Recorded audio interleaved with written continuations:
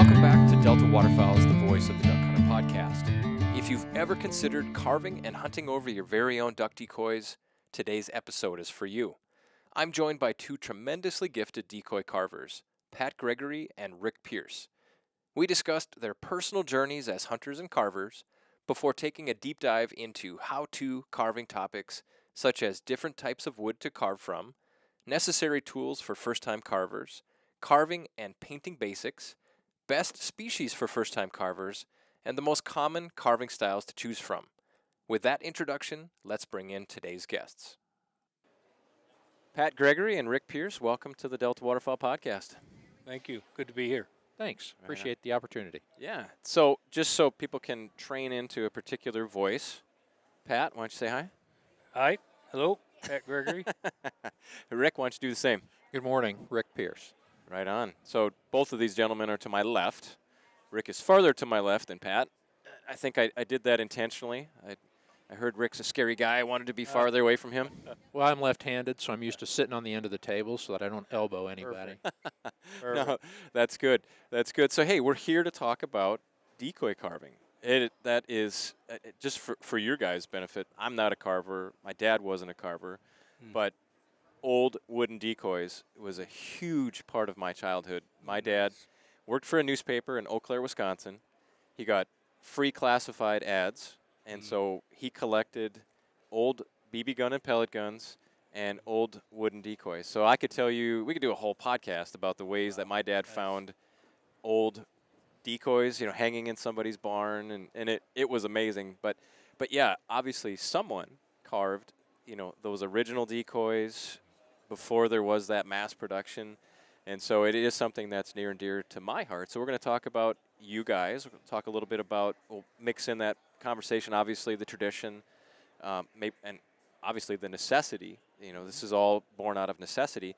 But then also as we go along here, hopefully we have people that are new to decoy carving or maybe always wanted to do it. So I expect that they're going to learn some things from you. And like any artist, you guys have your own preferred wood, your preferred style, your own motivation. So, but let's jump in here. And I always want people to know who the guest is. Feel free to do any shameless plug you want. We love you, both of you guys. Pat Gregory, why don't you start first? Where are you from? So Pat Gregory, Bloomington, Illinois, was Central Illinois, Illinois native. My family grew up in Illinois, and my great-grandfather was a decoy carver, and he started in the late 1800s. And so that's really some of my motivation to really do it. And so over 125 years of decoy carving in my family, of course, big driver to do it. And, grew up, my dad was not a hunter, but in 1972, a neighbor, buddy of mine, his dad took me hunting for the first time, bought my first around 1870 and 1982, and the rest is history. I've been hooked ever since. And, just really enjoy waterfowling, period, anything and all aspects about it. Your grandfather was a carver. Great-grandfather. Great-grandfather, Yeah. and a hunter. Yeah, yeah. And your grandfather was a hunter? No, it was just my great-grandfather. He had 3 sons, but none of them learned how to carve. So, kind of getting into my story here, but so it was on my mom's side, so my mom didn't learn to carve. But in 1947, he had a gentleman. He was the only decoy carver in the area, and so he carved decoys for just about most duck hunters in the Joliet, Illinois area, which is north of us. But in 1947, he needed some help in his shop, repairing decoys, painting decoys, and a gentleman by the name of Art Bennett came back from the war. Grandpa trained him, and so I was a year old when my great-granddad died. I was born in 1958. He died in 1959. But in 1984, I contacted Art Bennett and said, "Hey, Art, my granddad taught you to carve. Would you do the same for me?" So out come all my granddad's patterns, out come all his tools, which I have to this day, and I was just hooked ever since. Next year will be 40 years of carving for me, and honestly, Joel, it's been a joy. It's one of those things that for me in waterfowling, it kind of burns in my soul. I mean, I just love to do it, and you know, in 40 years, I just haven't been burned out. My energy today is as good as it was 40 years ago. Wow. Yeah. Wow. I call these podcasts organized BS sessions, and at times I resist jumping down a rabbit hole, but this one I can't. So hunting in your family skipped a couple generations. It did. It did. What was it about you that made you want to pick that up? Was it the carving tradition or reputation? What was it? Boy, that's a great question. I think there was a lot of things. One, that my friend did this with his dad. That was huge. I just saw him hunting with his dad. Secondly, they hunted with dogs, and that was important to me. You got to use a gun. They taught us how to use it properly. That was back when we reloaded our own shells, and so I had this whole. I was a freshman in high school, something I'd never been exposed to, and I had this whole kind of sequence of events that totally appealed to a young male. I mean, to me. And so I ended up bought my own dog, bought my first 870, still have it, by the way. And, I just haven't been able to stop since. It's been a real joy. Well, that's a pleasure. How can people learn more about you? Well, I have a Facebook page. I realize not everybody's on social media, but my Facebook page is very active. I share a lot about my decoys. So what I like to do is I like for people, both carvers and non-carvers, to really see the sequence of how they're made. Okay. So everything from cutting it out to finishing painting and most everything in between, I post out there. And so people there's something about carving decoys, maybe you'd agree, Rick, but there's something about carving decoys that people just like. We go to shows, they just stop and they watch, and so I put that on social media, and I do some waterfowl history. I put some of that out there, so that's the best place to find me and learn about me. And your decoys are for sale? They are. Some? Yeah, I sell. Yeah, I sell some. I do. Mm-hmm. Yeah, I think I've often heard it said that decoy carving ranks right below chainsaw carving. No, just kidding. No. Oh, that hurt. Yeah. No. Rick, let's put you in the spotlight. Tell us a little bit Sure. about yourself. So, I actually am also an Illinois native. Mm-hmm. My family is from the Quad Cities area, Moline, Rock Island. And my father started duck hunting after he started dating my mother in high school. He had grown up hunting squirrels, rabbits, small game mostly.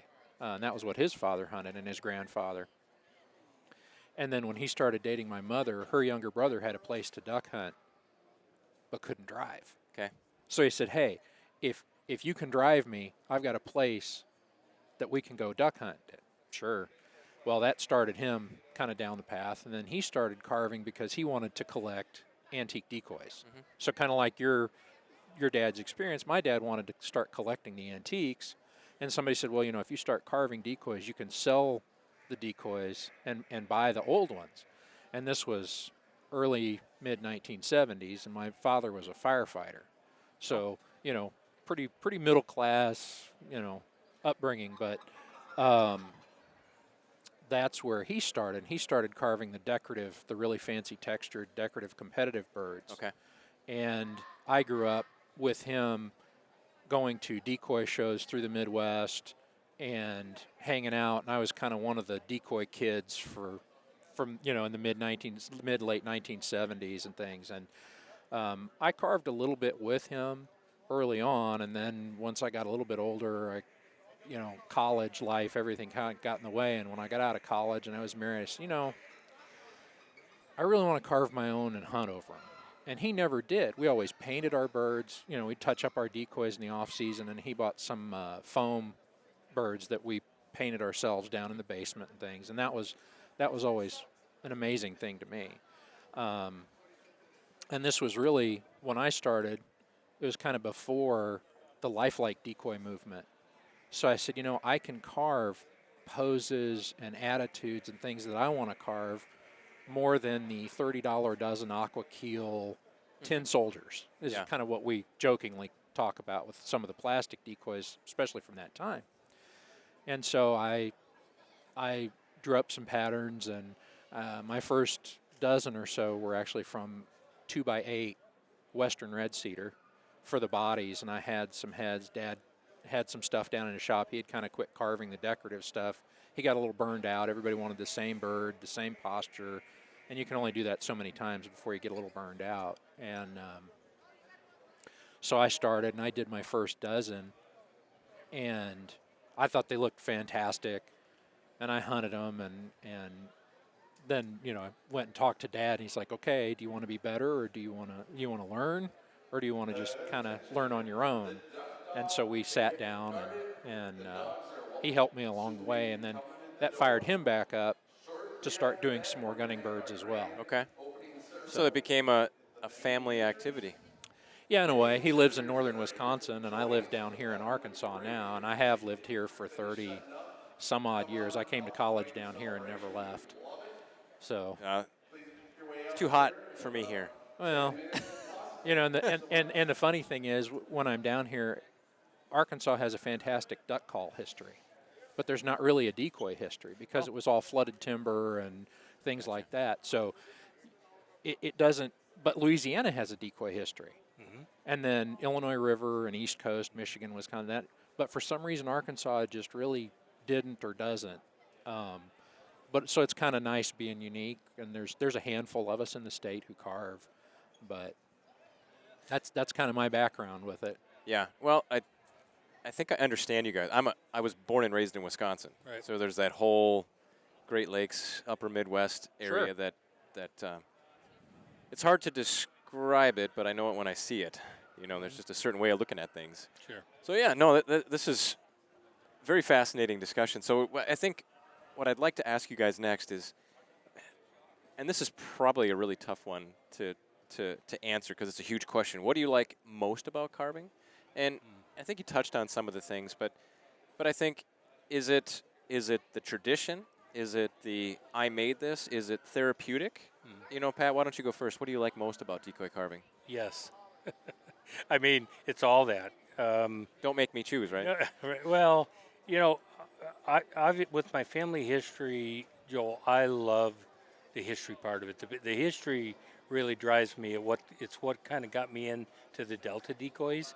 You know, like at 65, I'll just say I really look to enrich my hunts. You know, like just going and shooting ducks is like, I want some kind of like if I'm gonna be like before we hunted Delta, I studied the history up there, and so I want to learn something about the history, the culture, you know, so the history is important to me because I even believe, like even to our hunters today, you know, you're writing your own story right now. Mm-hmm. You're writing your own history, and so you may not think of it that way, but there's going to come a day where maybe your child or your friends are going to look back on that, just like we do our parents, you know, and say, hey, that was my dad, or that was my friend, or, you know, and so you're writing your history. So I like to say, you're writing your history, write it well, you know, because you're writing your story. And so the decoys for me are part of my story. Got it. You know, they're part of my story back in my family history. When my guys go with me, they're pretty. I don't baby my decoys. You know, like when they go out, they got to work. You know, I don't have padded bags and all. I mean, they get out there and they work, and you know, my guys respect my decoys, but there's some shot in my decoys. I'm just going to say, you know. Yeah, those are my favorites. They are, and we laugh about that. You know, we just, you know, and we'll talk about that. Like years later, we'll say, yeah, you put the shot holes in those, you know, like that. But so the history is probably my main one, but the therapeutic, the off season, you know, was a waterfowler doing off season, you know, just all that. It's all there. Yeah. You know, I would just say, if it's not decoys, find it, whatever that is. Maybe it's make your own duck calls. Maybe it's train your own dog. But, you know, hey, you're writing your story, write it well. Wow. I'm going to resist that rabbit hole. I don't want to follow that actually. But yeah, you're shifting the spotlight, Rick. Tell us about What do you love about decoy carving? For me, it's kind of going, honestly, it's kind of going back to my youth from hanging out at the decoy shows and looking at the antique birds. I've always had an affinity for the more classic style decoys. And so we're kind of lapping over a little bit into style and preference. And, early on I wanted to carve everything. I wanted to try and do realistic detail and carving in the side pockets and putting in bill detail and everything else. And as I get older, I find that I'm really not going backwards, but going a little bit simpler with a simpler body style and putting the animation in the head and how I pose the birds and doing a lot more with the paint rather than the carving. And kind of getting back to that classic style bird. So I'm not going ultra realistic, and I have no problem with, there are some fantastic carvers alive today that do amazing decoys. I mean, you can run down a litany of people that do. But I think that's kind of one of the most amazing things to me about carving your birds is they're your style. Pat's got a style. I've got a style. You go to, list out anybody, and eventually you're going to say, I recognize that bird. And I like that. And for me, carving is one of those things that I can come in from the office and I can just be, and if I can get myself to go to the shop and spend an hour or two, I'm in a much better frame of mind. Totally. There's a lot of stuff like that, that you do that's not decoy. We all kind of have our therapy things, but going and making some wood chips, going and making a little sawdust, coming up coated and sweaty, and you just kind of go, okay. It pulls the cares of the day off, and like Pat said, it's a way to extend your season. Oh yeah. And I think too, when you start carving, you start studying the ducks, and it's, you kind of grow to appreciate the ducks as much as you do. Amen. Anatomy and color, and when you kill a bird, it's funny. You can always kind of tell who the carvers are because they're always, oh, look at those feathers. I mean, oh, look, no, wait, put the wing in so I can see how that side pocket lays, or look at those tertials, or oh my God, this bird is perfect. I don't want to mount it, but I need the color reference, and we're snapping pictures and doing all sorts. So it's kind of this, I don't want to make it too deep, but it does get deeper for you, I think, when you start doing things like carving, working dogs, and approach duck hunting from more than just, I'm going to throw the decoys out and go stand in the woods or out in the field. Yeah. Can I tag on to that? Yeah, please. Okay, so here's a couple things that struck a nerve. So we talked about, traditional decoys. So I'll give you an example. When we went to Delta in 2014, I had this thing where I wanted to put out Delta decoys. So I had a classic 1950s Duncan Ducharme canvasback, and I had a goal. I wanted to kill a canvasback over it, and we did. But I wanted to see what Duncan Ducharme saw. I wanted to see what James Ford Bell saw. I wanted to see what they saw, what they hunted over, and that was important to me, and I had an opportunity to do it. It's like, well, you put the decoys out in the water, and then I carved some of their style, and I put them out, and I got to see what they saw. I got to see cans coming into those decoys. So that's number one, is seeing those birds come in. The other thing that kind of struck a nerve with me, is when I first started carving, I inherited all my granddad's patterns. So I started with his patterns, right? Well, then I kind of found out there's certain species he didn't make. He didn't make a ruddy duck. He didn't make a gadwall. And so I'm like, no, I'm going to do that. But here's the thing. Today, the ducks themselves motivate me as much or more than anything, because one of the things I do that I love is I'll go on a hunt, and let's say I harvest this beautiful Gaddy Drake, just gorgeous. I'll go home to my shop, I'll put him on a piece of cardboard, I'll make a pattern out of him, and then I'll carve decoys from that particular bird. And I'm going to tell you something, Joel, in my age, that drives me more than anything. I've been encouraging on my page, my Facebook page, my social media page, I've been encouraging my peers. It's like, dude, you have the ducks themselves. They're like, hey, can I use some of your patterns? I'm like, no, make your own. Right. You go out and harvest a beautiful teal or a beautiful mallard, lay that thing out, make a pattern, and there's nothing, where I'm at, 40 years, there's nothing more fulfilling than when you go from concept to, making that pattern to finished product. I mean, it's awesome. I mean, and it gets you fired up. Right. But then the end of that, and the end of carving a decoy, a gunning decoy, is that it goes in the water and you kill ducks over it. And you eat them. And you all eat the way them. to the grill. Yeah. Yep. I'm telling you, But- I'm loving it all the way to the grill. But, Sorry. no. It's great. It's, to me, there are certain things like, I also have a bad habit of fly fishing. And That's a nasty habit. it is I a have too. bad habit. Ooh. So, but, I used to say, okay, I killed wood ducks, and I'd take those feathers and tie dry flies, and then go catch trout on the flies I tied myself with the ducks that I killed. Oh man, that's And cool. so carving duck decoys, it's like you're putting the birds out in the water, you're luring the ducks in, and you're doing it, and it's like I accomplished this. I'm it's not self-reliant, but you kind of have the illusion that maybe I am more self-reliant than I give myself credit for.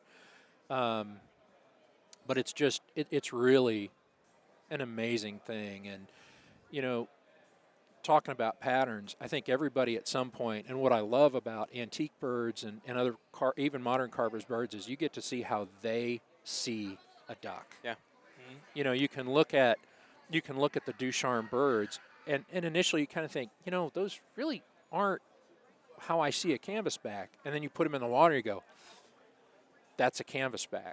Or you see birds by George Warren, or you see birds by modern guys, whoever, the Jobs family on the East Coast, and Matt Nisley, who's a Delta guy, Brian Moyse, who's a great carver, Anthony Donato out on the West Coast, or anybody. You look at their birds, this is how they see a duck, and that's just amazing to me. Yeah. No, that's cool. Secret shame. Do you guys ever hunt over plastic decoys? Oh yeah. Oh yeah. Well, Field hunting, you have to. I mean, you're not going to go out over, I snow goose hunt. You're not going to go out and rig a hand carved snow geese, but yeah, we do. Field hunting mostly, but I'll just say over water, I'm all hand carved. Oh, yeah. As Yeah. long as I can haul them, as long as I, I'm going to do it till the end, till I can't anymore. Yeah. Although I will say, I do like we teal hunt a lot. We got a teal season in Illinois, and I love those Texas rigs and how they throw those out. So I'm actually it's going to be the first year ever I'm going to Texas rig my hand carves. Oh, yeah. Oh, Yeah. nice. And so I'm actually going to look for a vendor here and talk to them about if they've ever had anybody do it. And I'd like to I want to maybe start with a dozen, see Yeah. how that goes. And so I'm going to Texas rig my hand carves. I'm kind of excited about it. Yeah, I admit I'm a bit more genteel about my decoys than Pat is, and so it depends on who's on the hunt. Yeah. And I have more plastics than I can probably count, quite frankly, and some of the people that you hunt with, they just but I like hunting over the hand carved birds. Right. I mean, it's just something else, and I have a couple of old side by sides. So if I really want to go, I throw on the Filson tan jacket and I grab the side by side, and I can play duck hunter. But I have camo and over and unders and semi-automatics too. So for you, Rick, it's more like breaking out the china with special guests. sometimes, Yeah. but if I'm by myself, Yeah. I don't care if I take 6 decoys. I'm taking the hand carved birds. Right. Yeah. Right, I propose. I know you guys participate in the Delta decoy hunt. Right. I have 2 muzzleloader side-by-side shotguns that I like to break out. That's kind of my. Okay. I can relate to you guys. That's in the sense awesome. That, you're carving, you put them out, it's yours. Yeah. My challenge to myself, my tradition, are my side-by-side muzzleloader shotguns. Come on out. And it would be fun. We're not talking about muzzleloader shotguns, but talking about tradition and history. I was 10 years old, and I don't know, drop a name that you guys might know about, Dave Carlson. He was the outdoor writer, outdoor TV personality out of Eau Claire, Wisconsin. And so my dad and him were friends. They worked at the same newspaper before that. But I was always the tag-along kid. I was the dog at 8, 9, 10. But Dave Carlson had this muzzleloader side-by-side shotgun. And he had a dog that loved to chase anything. So I think it was a rabbit. Took off across this field, and it was gone. And he turned to me, and he said, to my older brother, and he said, Joel, Matt, you guys want to discharge this, that's the only way my dog's going to come back. So we each took a shot, and the smoke went in the air, and it was just a beautiful thing. Fast forward about 25 years, he called me up and asked me if I wanted that shotgun. Oh, that's No awesome. kid. Yeah, so I Yeah. have it. He Yeah. said, it's just been hanging on the wall. Yeah. You told me a story that you loved it. Yeah. And, but anyway, so And but that's the thing though, because it's just like the decoys, the duck calls. Like I've got a group of guys that when we layout hunt, they shoot small bores. Like it's the small bore's the thing. We actually had a guy that a friend of ours that had a side-by-side muzzle loader and shot it. Now you had to wait for the smoke to clear. Yeah. But that's a thing. So for most duck hunters, as you get further down the duck hunting road, right? I mean, you got to find that thing. What is that thing? That you got some kind of emotional attachment to it that's going to really enrich that hunt. Yeah. And they're like, hey, you're writing your story, write it well. There you right. go. That's I right. I love that phrase, Pat. That's awesome. You should don't trademark that because I really do want to adopt it. But Take it. and I think too, people want to look eventually in your hunting career. We talk about the progression of hunters. It's kind of a that they want to kill a limit of ducks. They want to do their, and like Pat said, you get to a point where I need something a little bit more. Yeah. And people are going to walk by all weekend and stop in and everybody will say, God, I wish I could. Yeah. That's, I think, your own self is the greatest limiting factor on whether or not you want to start carving. Yeah. People look at Pat's birds and they see 40 years of work. Yeah. And in their brain, they keep themselves from starting or attempting or saying, I'd like to, but. And they forget where you're going to start. Yeah. It's like listening to somebody who's played the guitar for 40 years versus somebody that's had their first 2 lessons. Right. So the biggest thing is getting over in your own brain the whole, there's no way I could ever. Because you can. This is a functional art. That's one of the best ways I've ever heard it put, is it's a lot of it is craft. Okay. So hopefully by now we have a bunch of hunters really curious, really interested in doing their own stuff. Sure. There's so much to teach. It's impossible to cover it. Experience, I always say, is the best teacher. Right. But if we were going to kind of dip our toe into how can people get started, what I'm really curious about is, when people look at waterfowl hunting from the outside, they say, oh, it's so expensive, there's no way I can do it. If we were going to break down decoy carving into the most basic components from tools, Sure. what do you need to get started? Yeah, it's a tough one because it's not really a science. It's more of an art. I mean, and I don't mean that in an artistic sense. It's just that it'd be nice to have one supplier that you could go to, like you have all these vendors here and buy this. There's really not. There's maybe 1 or 2 suppliers out there that you can kind of get going. Like there's the Duck Blind. If you Google the Duck Blind, Willie McDonald and Diane McDonald, they sell materials, they sell starter kits, they sell knives, they sell videos. That would be the first place I would go. The thing I would say is, with online capabilities today, there's actually a lot. Like if you were to Google and get out there, you would be amazed at how much you find. There's forums on social media, on help forums. I would say that carvers today, I don't know if you agree, Rick, but carvers today actually have a lot bigger edge than we had. Oh. We had to drive to find somebody. I had to find carvers and go physically to their shop and talk to them, which there's an advantage to that. But I'll give you an example. I do a ton of online help. I mean, I get questions every day, seriously, every day. And I had a guy that was asking me a question, and I kind of minimized it. He said, no, wait a minute. You need to understand. I live in Nova Scotia. There's nobody here that I can turn to. Online is my help. And Gotcha. so my point of saying that is, you have online today. You just go out there and do some basic searches, and you'll be amazed what you find. You're going to pull back a lot more resources than we had when we started. Well, I had my dad, so I have to kind of, you probably a lot more than when you started. Yeah. I think if you were going to start decoy carving, now is the golden days. Okay. There are more resources. I think carvers are more willing to help people now than ever before. And I think the online social media, web pages, internet stuff really opened up a world that a lot of people didn't see. Right. And now, having said that, I will say at some point you do have to find somebody that carves. Right. Okay. I think one of the best things you can do is find a mentor and Agree. you know, my dad always said, if you're going to learn to call ducks, then find somebody who's better than you are. Mhm. If you're going to, whatever it is, whatever you're going to try and do, find somebody better than you.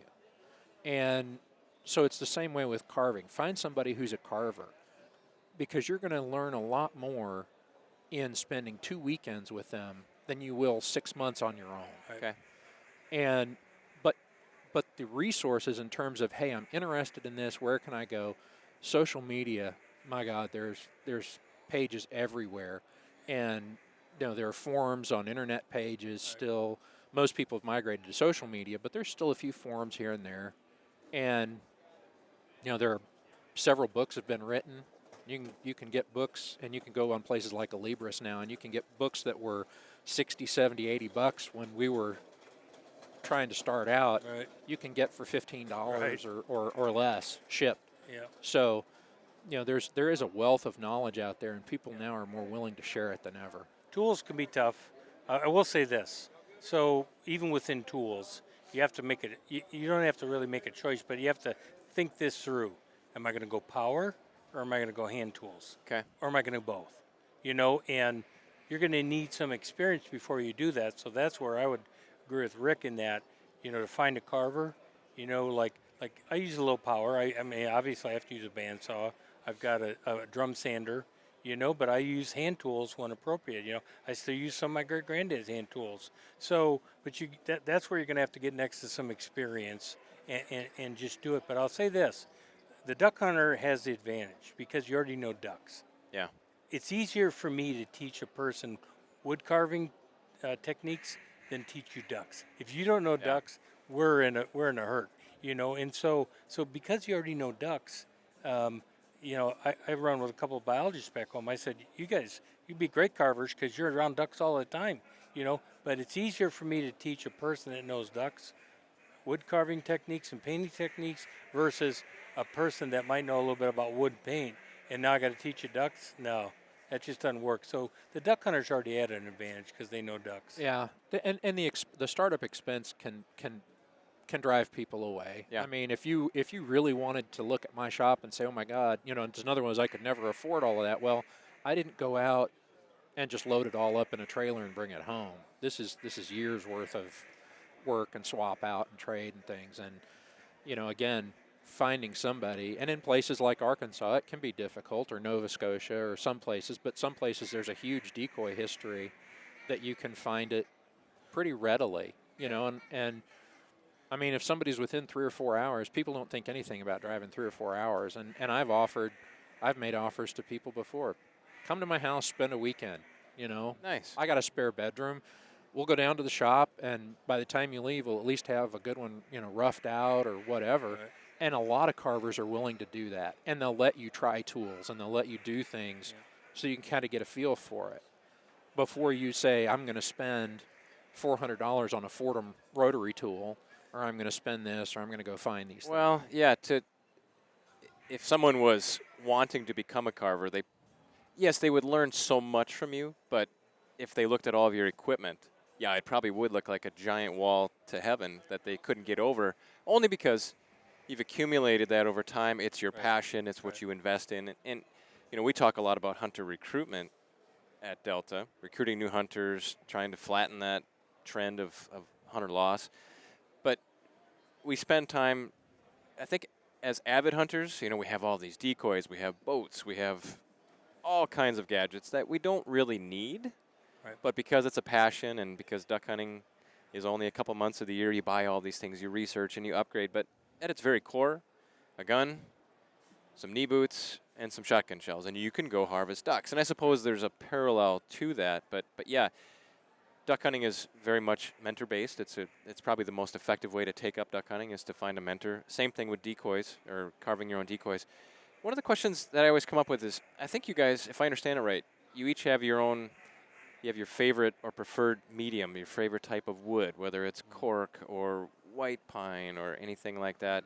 Can you guys speak to the different pros and cons of wood types? Wood, well, materials, I'm just going to put it out there, is tough to find. They are, right? I mean, good wood, good dry wood is hard to find. I tend to dwell on, I'm a big fan of Michigan white cedar.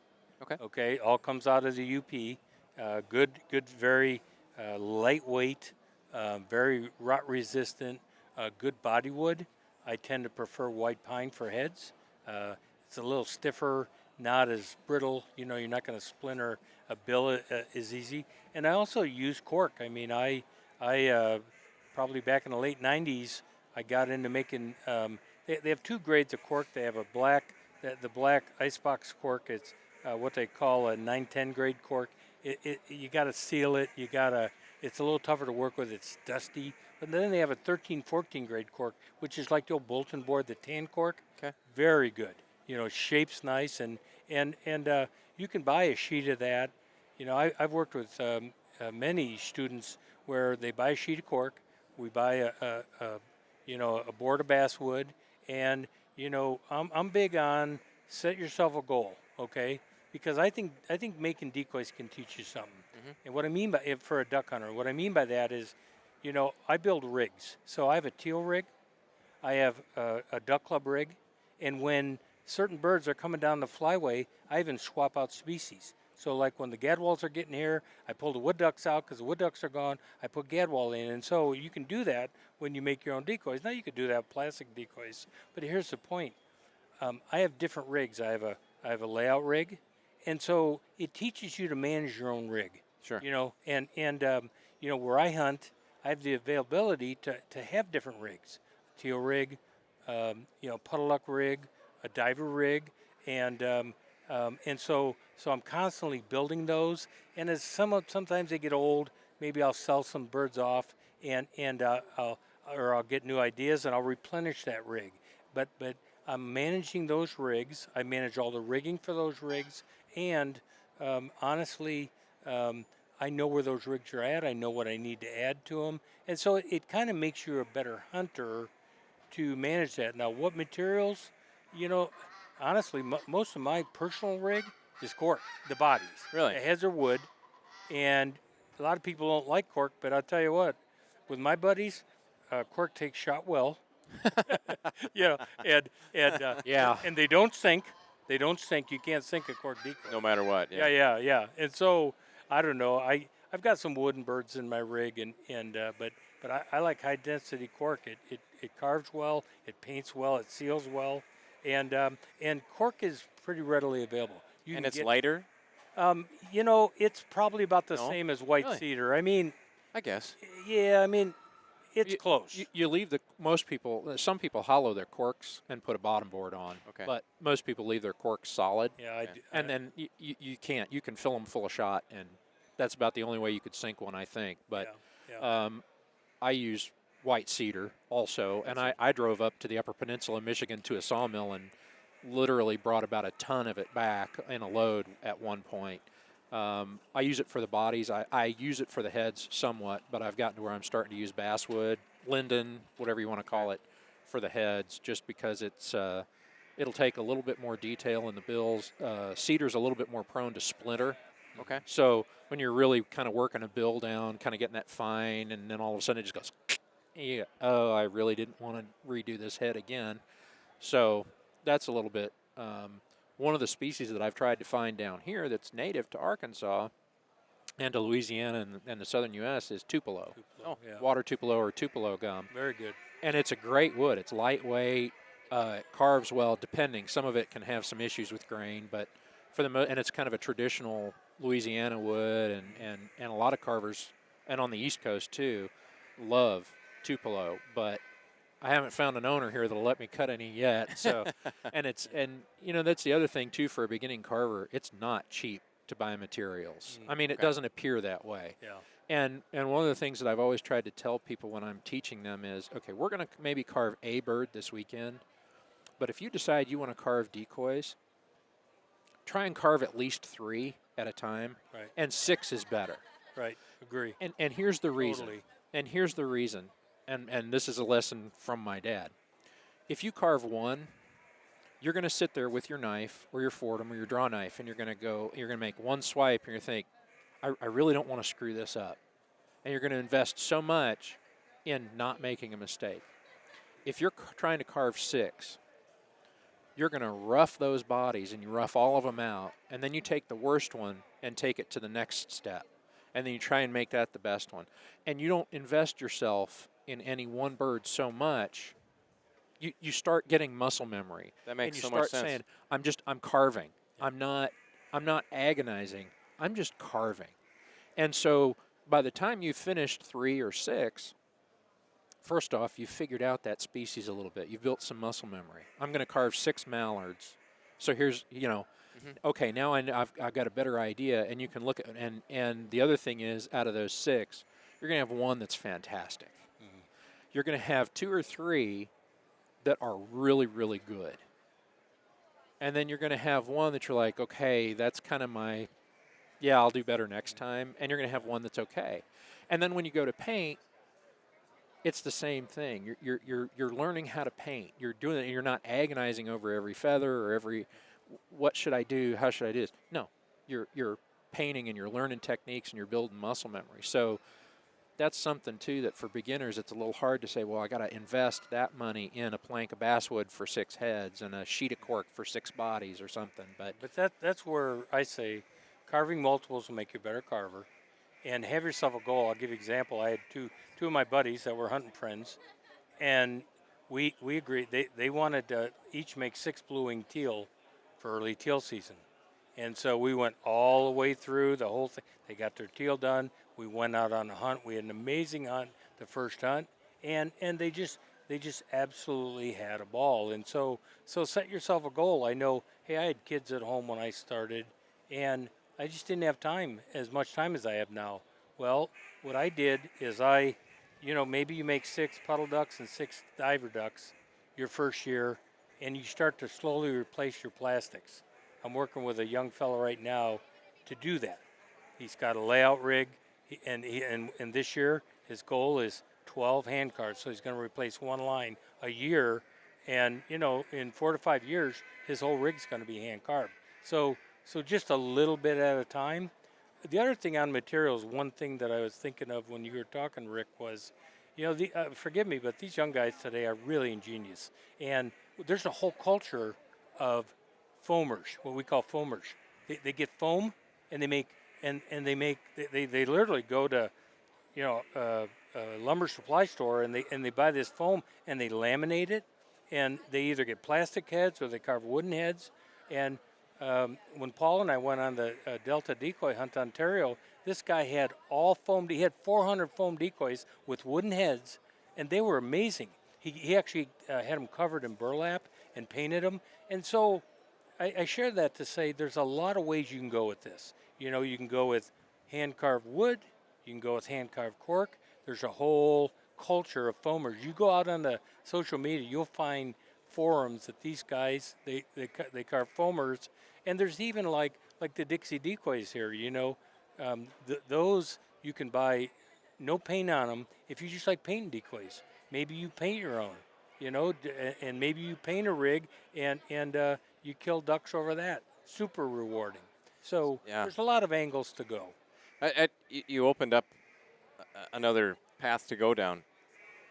To me, painting sounds harder than the carving. I work with wood, measure twice, cut once. I'm comfortable with wood, but the painting, which is harder, carving or painting? Painting by far. Painting is the big phobia. I happen to have some art background. I don't offer that much only because everybody thinks, oh, you got to be an artist to be a decoy maker. Well, if that's true, all those guys in Wisconsin would never carved a decoy, right? Sure. I mean, if you needed to be an artist to be a decoy maker, we would have far fewer decoy makers. It helps, obviously, but the painting is the tough part. That's where you could really use some experience. But I can tell you, there's a Facebook page out there called Decoy Carving Forum, and I'm telling you, they do seminars with videos online. Oh. I mean, and I'm not trying to oversell technology, but I had a guy one time, he said, "Hey, how did you do that on your wood ducks?" So what I did is I fired up my phone, I did a video call with him, and I'm sitting there showing him on my phone. This guy's like in North Carolina, and I'm showing him on my phone how I was painting this thing. And we never had those capabilities back then, but now today, these young ones, they'll say, "Hey, can you just can we do a video call and you can show me how to do?" I'm like, "Man, that's a great idea." Well, and again, if you're interested too, YouTube. I Yeah. know it's Oh. kind of fallen out of favor. It's getting older technology now, but there are so many videos on YouTube, and Pat's in some of them, on carving, on painting, on and multiple steps. Here's Tom Christie, a world champion carver.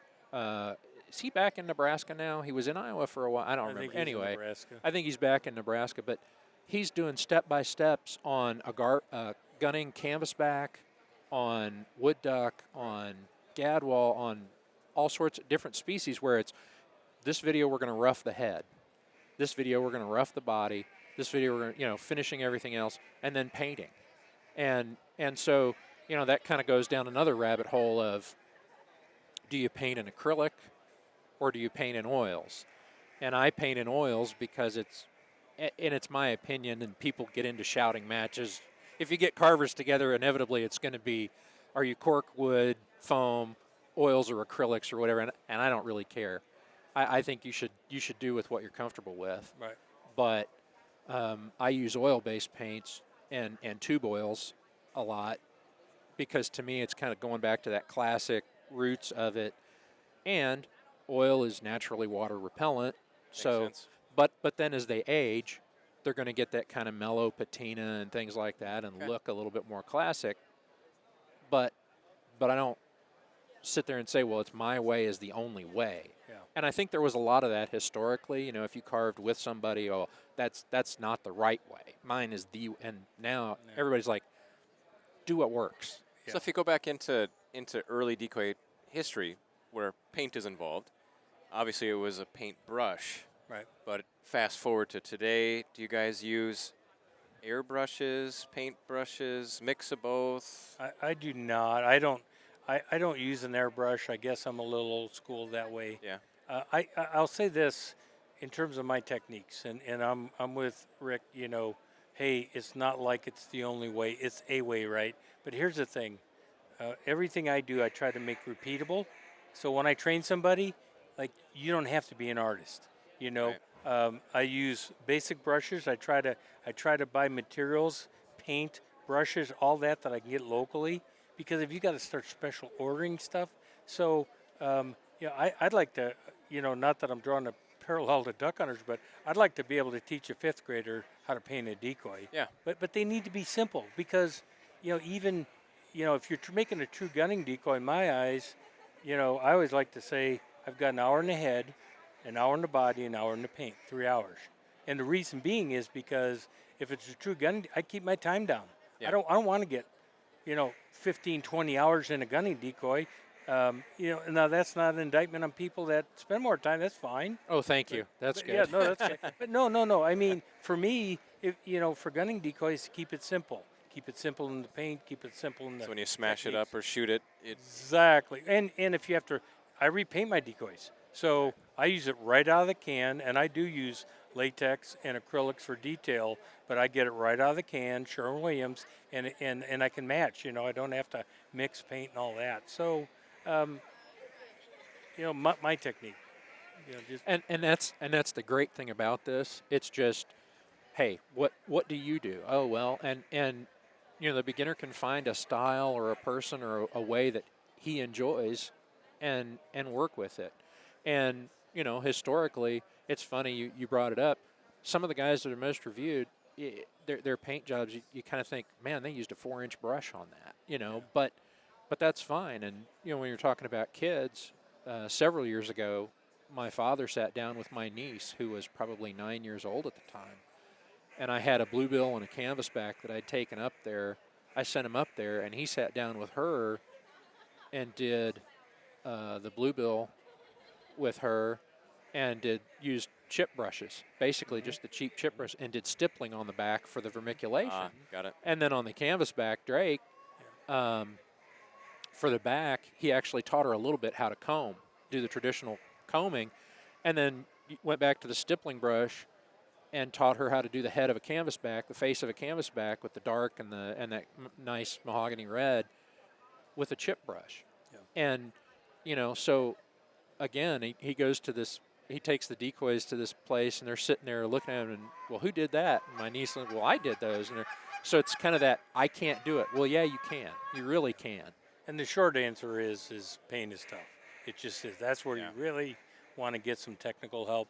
There are some simple techniques, like I use chip brushes, and I like simple techniques. I don't like to overcomplicate it. I don't want to have to airbrush. I'm not going to over detail it. If all I got to do is lure a duck within gunshot, I'm not going to over detail it. Well, I suppose the nice thing, like, when you take off a piece of wood, you can't put it back. But if you screw up on the paint, I suppose you can just paint over it and start over. You can. And with oils, one of the things about painting with oils is the drying time is so much longer. I can take a rag with mineral spirits, and I've done this. I'm just like, that was totally wrong. Just get a rag wet and wipe it right off. Yeah. And it's a little heartbreaking that you've invested the time to do it, but then you just wipe the slate clean. Yeah. Well, I have to ask a question. I know this isn't the point of carving your own decoys, but I have a question. Since you both will gun over wooden decoys that you've carved, cork or wood, but then also some plastics from time to time, do you find, I'm going to make you remove your bias, but in terms of luring in ducks, do you find wood or plastic to be any more beneficial, more effective? Okay, we're biased, but I will say the main difference that I've noticed is actually hand carves will behave better in the water. They will move more naturally than a plastic decoy. Okay. So you get a little bit of wind on them, and they move better. They behave better. They're more natural. They got a little more weight to them, than a plastic. Plastics just tend to sit there. Now, is that going to kill you more ducks? Probably not. You could go back to the whole thing of, hey, on the Mississippi River, and they still do. I see it. Where they gun with 100 plastic jugs that they've painted black and white, and they kill bluebills, okay? So you really need something like that? But, the best way, I heard Ken Cole say one time, he goes, I don't have to hunt over beautiful hand-carved decoys, but when it gets slow and the sky's blue and the ducks aren't working, he said, I want to look at nice decoys. Yeah. He said, I'm going to enjoy my hunt by looking at nice decoys, and I guess I do too. I like looking at nice decoys, I'm sure not looking at those plastics and saying, oh man, are those plastics nice? Well, and I think plastics have come a long way. Oh, I mean, seriously, from the 1970s and 80s until now, you look at, and they're, because they got champion carvers to make masters, and they got more lifelike, and so it's really amazing to see what's happened. Yeah. If I was going to carve, and I hate that I'm going to admit this, but if I was going to carve a rig that I wanted to ride the absolute best in the water, I think it would be solid corks. Oh. Okay. I think the weight, there's something about them that the tan cork rides the water really well. And I think particularly on big water stuff, I love the hand carved birds, and I'm a wooden bird guy. I always will be. And I there are places I think plastics do fine. I think cork rides the water, and solid body birds I think tend to ride the water really well. But I don't know. I'd have to really kind of say, well, how many ducks did I kill here? How many? It boils down to preference, and again, it's just kind of what does it for you. Well, 99% of the hunts that I'm on, decoys are, I know where the ducks want to be. Right. And the decoys just kind of secure that final moment. So right. I guess I wouldn't have expected one to be more effective than the other, although, Pat, what you said, I have heard that a wooden decoy can ride They do. so much better. They do. And You have time for a story? Yeah. So I got to tell this story. It's a good one, and it should be an encouragement to anybody that wants to carve. So we have a guy that's in our group, and there's three of us. We had a layout crew together, so he was the fourth of three, and all three of the guys, the other two were my students. We had all hand carved rigged decoys. So we had 6 lines, all hand carved decoys, and so we invited this guy to come with us, and he had a little bit of artistic ability to him. Anyways, we take him hunting on a layout trip. He saw these hand carved decoys. He was enamored with it. We had a good shoot. We leave, and then 2 weeks later, we're going to go on a hunt again. He comes back. He went to the building supply store. He went and got 4x4s, cut out decoy bodies, glued them together, put heads on them, got spray paint, made templates, and he sprayed these things. There were 7 of them. We called them the 7 dwarfs, and they were the ugliest bluebills, and he wouldn't mind. He would tell you the same thing. They were the ugliest, muddy little bluebills you ever saw. And he brought them out, and he said, hey, would you mind if I floated these decoys? And so we're like, yeah. So we set the lines. We had 3 lines on each side, and we thought, let's put where should we put them? So let's put the 7 dwarves right in the middle. Where do you think every bluebill came?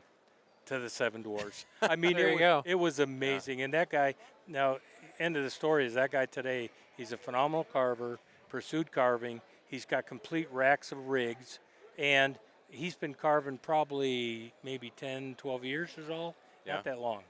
And, I think for me, ultimately, at the end of the day, one of the things that we've talked about in Arkansas is if you drove past, like, the rice fields where people are hunting, okay, you can tell, well, everybody's got the same 3 dozen mallards, a dozen pintails, whatever else. I think the thing that hand carves give you, and you can do it with plastic as well, is you can build something that's different. Yeah.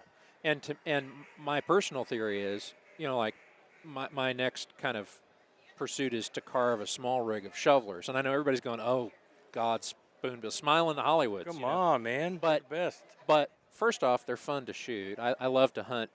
And I'm a duck hunter. I'm not a mallard purist, so But when you drive past down here, drive past the rice fields, what's the first thing you see?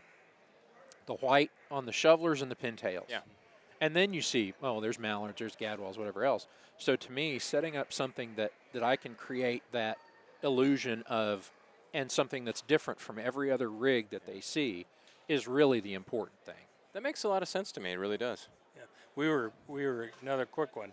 We were hunting Green Bay last year, and we were hunting out of a boat blind. My buddy has a dog, and we had 6 lines we were going to put out. But I said, hey, do you mind if we could pull a bag out and I bring a line to my hand carves? And his dad was to my left. He was to the right. We set the lines. We put the hand carves, and his dad saw my hand carves, and he's like, and I had a couple of Hoodemaganders in there. He's like, what are those? He goes, man, those are ugly. And he was a little set back that the hand carves were in there. Where do you think all the ducks went? Went to the hand carve. Absolutely. Yeah. Hand carved birds. I'm telling you, they right there, bang. And I think, honestly, if you think about from a duck perspective, they're coming down the flyway. They see these plastics. They're all the same. Right. Maybe Cabela's ran a sale this year, and all of a sudden they see something different. I think there's a little something to it. It makes a lot of sense. It does. It really does. Well, gentlemen, I promise you we could go on for hours here because we just scratched the surface. Oh, yeah. Absolutely. But I think if you're interested at all, check it out. Yeah. Because it's already, the bug is in you to do something more. Yeah. And I think that's the big thing. Yeah. Pat, you said you had a Facebook page where people can find you. Rick, how do people find you? I am on Facebook. My stuff ranges. I will put decoys out there occasionally. Like I was honored last year, they invited me to carve a decoy for the Delta hunt when they hunted ringnecks in South Carolina, and I'm going to do one because this year they're doing mallards in Arkansas. So Arkansas carver getting to put a mallard in, and I'll post pictures occasionally, and I'm on social media. You can find me on Facebook, or I'm just kind of here, there, and everywhere. Sounds good. Sounds good. Well, one of the things that I loved, it's hard to pick a most, but I'm going to do it right now, is just how welcoming you guys are, how free. You shared information here, but then you both told stories about individuals that you've mentored, brought into it, and it's definitely more than a hobby for you guys. It's a life passion, and that really came out through this discussion. So Yeah, thank you both. It was a pleasure to meet you both, and we'll see you around the show floor the rest of the weekend. You bet. Thanks, Joel. All right. Stop by. We'll put a draw knife in your hands. Make some Exactly. chips. Make it work. Yeah, very good. Everybody steer clear. Thanks, guys. Thanks, Thanks, Joel. sir. You bet.